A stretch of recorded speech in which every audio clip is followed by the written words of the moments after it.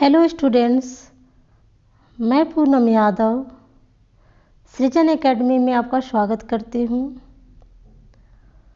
वर्णमाला के क्रम में मेरी तीसरी वीडियो है। आज की वीडियो में हम व्यंजन के प्रकार तथा व्यंजनों के उच्चारण स्थान को समझेंगे। सबसे पहले हम व्यंजन को जान लेते हैं।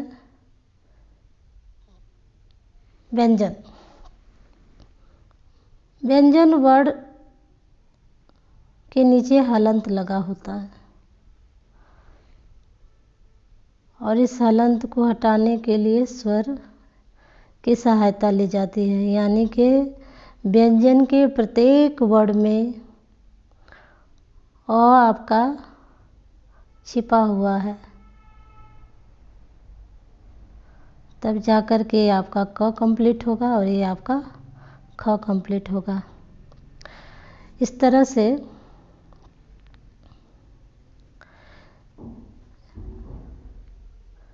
तरह से हम जान लेते हैं कि स्वरों की सहायता से बोले जाने वाले वर्ड क्या कहलाते हैं? व्यंजन कहलाते हैं।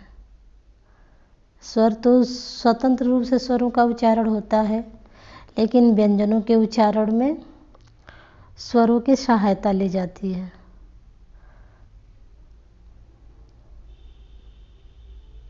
अब ये व्यंजन हम देख लेते हैं कि व्यंजन कितने हैं। व्यंजन हमने देख लिया पुरानी वीडियो में ही कि आपके 39 हैं।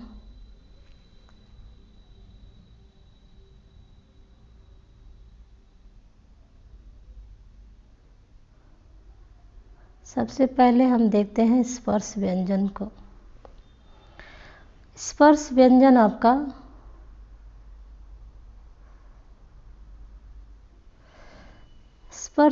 आपका जो है क से स्टार्ट होता है और म तक है, यानी कि ये आपका क से लेकर के म तक आपका स्पर्श व्यंजन है। ये वर्गीय व्यंजन भी बोलते हैं इनको।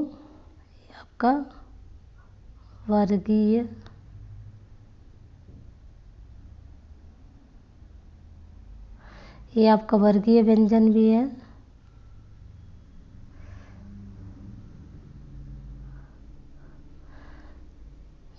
क वर्ग में आपके 5 वर्ड आते हैं: क, ख, ग, घ, अंग।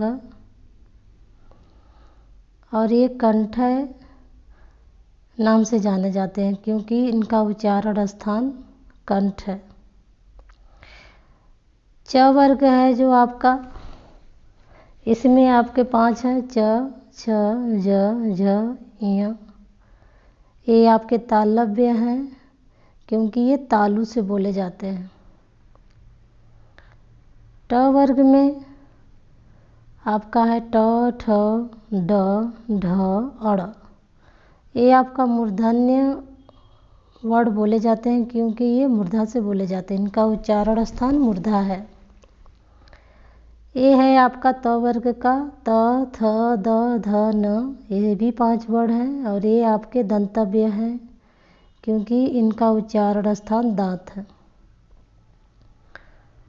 प वर्ग आपके होठों से बोले जाते हैं, इसलिए इनको ओष्ठ्य कहते हैं। ये आपके हैं प, फ, ब, भ, म। तो ये आपके क से लेकर के म तक ये आपके टोटल 25 वर्ड हैं जिनको हम स्पर्श व्यंजन कहते हैं। को हम क्या कहते हैं? स्पर्श व्यंजन। ये आपके 25 हैं। आगे हम देखते हैं अंतस्थ व्यंजन आपके हैं य, र, ल, व। ये आपके य, र, ल, व आपके अंतस्थ व्यंजन हैं क्योंकि इनका उच्चारण स्थान न स्वर की तरह है न ही व्यंजन की तरह। और ये ऊष्म व्यंजन है। इनके उच्चारण में मुख से गर्म हवा निकलती है, इसलिए ऊष्म व्यंजन भी कहते हैं तथा इन्हें संघर्षी व्यंजन भी कहते हैं। अगला है आपका संयुक्त व्यंजन छ, त्र, ज्ञ, श्र। ये दो व्यंजन वर्णों के मेल से बनता है, इसलिए इसको संयुक्त व्यंजन कहते हैं। नेक्स्ट है आपका द्विगुण उच्चिप्त या नवविकसित व्यंजन। क्वेश्चन में पूछता है ये सब एक ही, इन्हीं दो बंदों के नाम हैं, इन्हीं को अलग अलग तरीके से पूछ सकता है, द्विगुण के रूप में, उच्चिप्त के रूप में, नवविकसित के रूप में। तो आप कन्फ्यूज ना होइएगा। ये आपके दो हैं,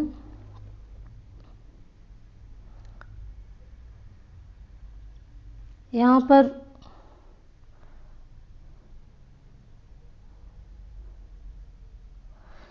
पर हम देखेंगे 25 आपके हो गए स्पर्श व्यंजन, 4 आपके हो गए अंतस्थ व्यंजन, 4 आपके हो गए ऊष्म व्यंजन, यानी कि क से लेकर के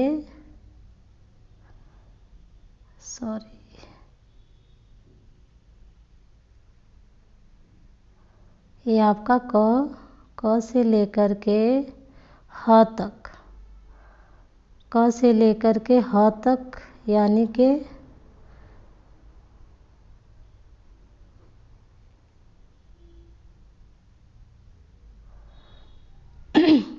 यहाँ तक, ये आपके हो गए कुल 33। यही व्यंजनों की संख्या है। और जब इनमें संयुक्त व्यंजन और द्विगुण व्यंजनों को जोड़ देते हैं तो ये आपके 39 व्यंजन हो जाते हैं। इस तरह से कुल व्यंजनों की संख्या 39 हो जाती है। अब हम उच्चारण स्थान को थोड़ा समझ लेते हैं। ये जो कंठ से बोले जाने वाले क वर्ग के व्यंजन हैं, इनके साथ ह और ये आपका स्वर का विसर्ग वर्ण है अह, और ये आपके स्वर के दो वर्ण अ और आ, ये आपके बोले जाते हैं कंठ से। तालु से बोले जाने में च, छ, ज, झ, ञ, य, श, ई। उसी तरह से मूर्धा में से बोले जाने वाले वर्ण हैं आपके ट, ठ, ड, ढ, अड़, मूर्धन्य श और र और री। त वर्ग से बोले जाने वाले आपके वर्ण हैं त, थ, द, ध, न, और ये आपका है दंत स और ल। उसी तरह से होठों से बोले जाने वाले आपके वर्ण हैं प, फ, ब, भ, म, और ये प वर्ग में ऊ और ऊ, ये आपका है ऊ और ऊ।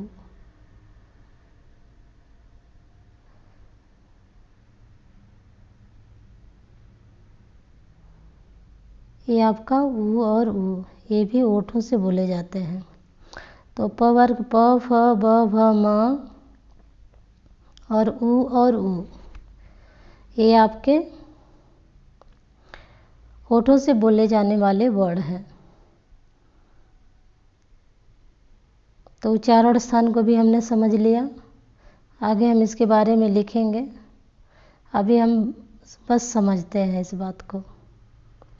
इसी तरह से आपका व है, ये दंतोष्ठ, दंत और ओष्ठ दोनों से बोला जाता है, जो आपका अंतस्थ व्यंजनों में अंतिम वर्ण है। ये आपका दांत और ओठ दोनों से बोला जाता है, इसलिए इसको दंतोष्ठ व्यंजन भी कहते हैं। तो हमने जान लिया ये क वर्ग, ये सब वर्गीय व्यंजन है क से लेकर के म तक। स्पर्श व्यंजन या वर्गीय व्यंजन ये आपके 25 हैं। अंतस्थ व्यंजन आपके 4 हैं। ऊष्म व्यंजन आपके 4 हैं। संयुक्त व्यंजन भी 4 हैं। उच्चिप्त, द्विगुण या नवविकसित व्यंजन आपके 2 हैं। और ये सारे टोटल आपके 39 हैं। व्यंजनों की संख्या 33 है, वो आपका दंतुष्ट व्यंजन है। आगे हम देखते हैं।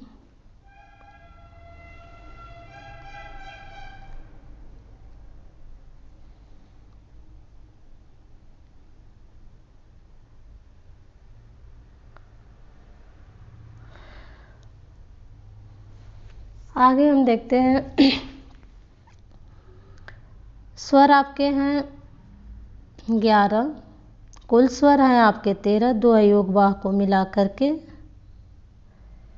ये आपके हो गए 13 और 33 प्लस संयुक्त प्लस 9 विकसित ये आपके हो गए 39। टोटल आप प्लस कर दीजिए, आपके हो गए 52, यानी कुल वर्णों की संख्या 52 है। कुल देवनागरी लिपि के जो लिपि चिन्ह है वो 52 है। जैसे भी क्वेश्चन आता है आप कंफ्यूज नहीं होंगे, आंसर 52 ही होगा। अब हम ये स्वरों का उच्चारण स्थान देख लेते हैं। अ और आ कंठ से बोले जाते हैं, ऊपर हमने देखा था। ई और ई तालु से। ऊ और ऊ आपके होंठों से बोले जाते हैं। री आपका मूर्धा से बोला जाता है, मूर्धा से। और ए और ए चूँकि अ और ई से बना है इसलिए इसको कंठ तालव्य कहेंगे।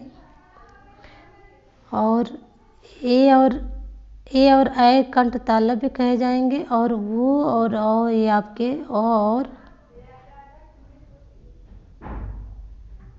ऊ से बने हैं, इसलिए इनको क्या कहेंगे, कंठोष्ठ। कंठोष्ठ व्यंजन। ओ और औ कंठोष्ठ व्यंजन है। अंग आपका उच्चारण स्थान नाक या मुंह है। और अह कंठ से बोला जाता है। तो आपका समझ में आ गया होगा।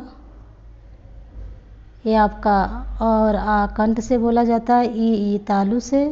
ऊ ओष्ठ से। री मूर्धा से। ए ऐ कंठ तालव्य है, कंठ और तालु से बोले जाते हैं। वो औ कंठोष्ठ से बोले जाते हैं।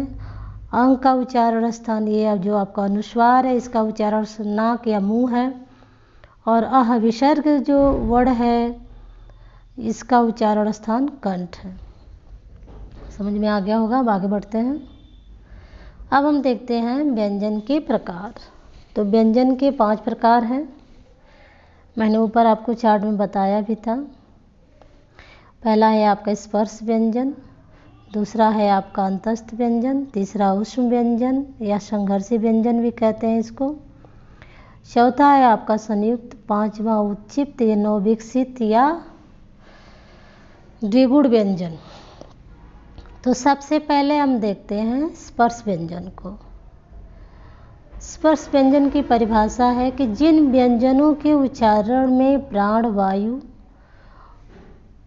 हवा या प्राण वायु मुख के किसी न किसी भाग को स्पर्श करती हुई निकलती है, स्पर्शी व्यंजन कहलाते हैं। आपके ये स्पर्शी व्यंजन कहलाते हैं या स्पर्श व्यंजन कहलाते हैं। इनकी संख्या क से लेकर के म तक है, इनकी जो कि 25 हैं। इन्हें वर्गीय व्यंजन भी कहा जाता है। तो स्पर्श व्यंजनों की परिभाषा है कि इनके उच्चारण में जो प्राण वायु है वह मुख के या उच्चारण स्थान के किसी न किसी भाग को स्पर्श करती हुई निकलती है, इसलिए ये स्पर्श व्यंजन कहलाते हैं। इनकी संख्या 25 है जो कि क से लेकर के म तक है और इन्हें वर्गीय व्यंजन भी कहा जाता है। अगली हेडिंग है अंतस्थ व्यंजन। अंतस्थ व्यंजन को हम देखते हैं। अंतस्थ व्यंजनों का उच्चारण स्वर तथा व्यंजनों के बीच होता है, इसलिए इन्हें अर्ध व्यंजन या अर्ध स्वर भी कहा जाता है। इसकी यही परिभाषा है कि ना ये स्वर हैं और ना ही ये व्यंजन है, क्योंकि इनका उच्चारण स्वर तथा व्यंजनों के बीच होता है, इसलिए इन्हें अर्ध व्यंजन भी कहा जाता है, इन्हें अर्ध स्वर भी कहा जाता है। तो क्वेश्चन आएगा, कन्फ्यूज ना होइएगा। अंतस्थ व्यंजनों को अर्ध स्वर,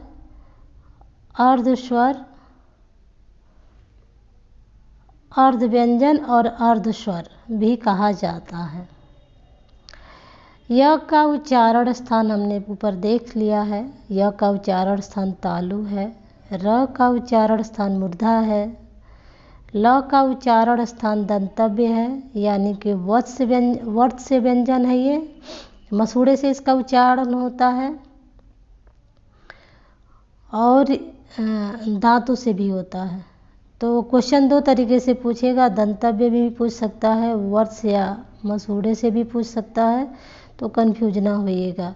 ये वो आपका वर्ष और दंतोष्ठ दोनों है, नहीं सॉरी, ये आपके र और ल ये दोनों आपके वत्स व्यंजन हैं, वह आपका दंतोष्ठ व्यंजन है। तो एक बार और देख लेते हैं। य तालु से बोला जाता है, र मूर्धन्य व्यंजन है, मूर्धा से बोला जाता है, ल दंत से बोला जाता है, और ये र और ल दोनों वत्स व्यंजन भी बोले जाते हैं। ये आपका वह है जो दंतोष्ठ व्यंजन है।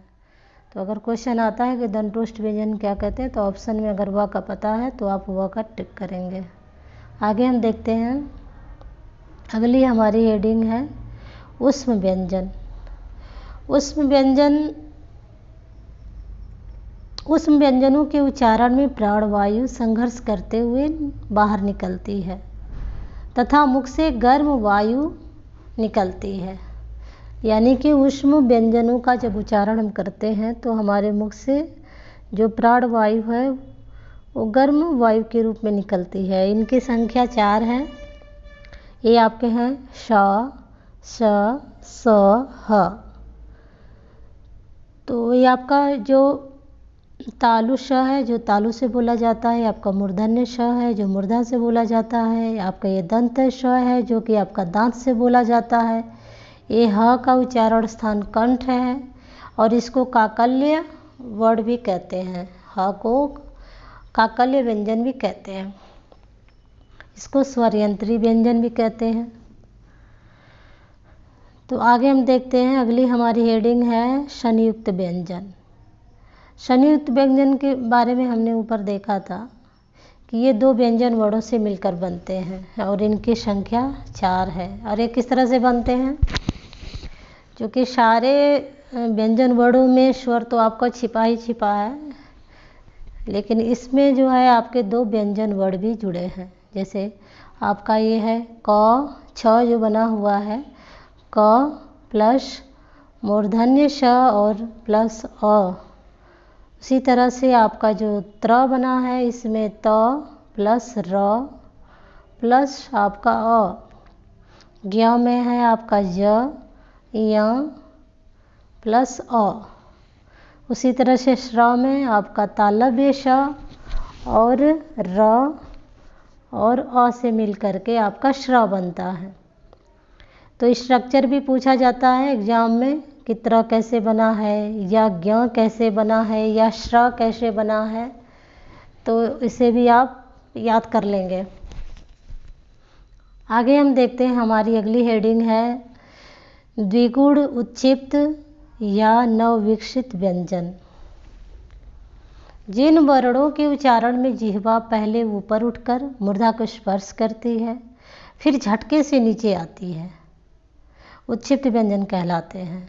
यानी कि जिन वर्णों के उच्चारण में जो हमारी जीभ है वो पहले ऊपर उठती है और मूर्धा को स्पर्श करती है, फिर झटके से नीचे आती है, इसलिए इनको उच्चिप्त व्यंजन कहते हैं। क्योंकि इनका नया विकास हुआ इसलिए इनको नवविकसित भी कहते हैं। और इनकी संख्या 2 है। ये आपके हैं ड़, ढ़। ड़ से आपका जैसे पढ़ना, ढ़ से आपका पढ़ना। तो हिंदी व्याकरण में इनका यूज होता है और ये नवविकसित व्यंजन भी हैं। तो उम्मीद है आपको यहाँ तक समझ में आया होगा। अगली वीडियो में वर्णमाला के क्रम में हम देखेंगे। आज के लिए बस इतना ही। पसंद आए तो सब्सक्राइब करें। Thank you.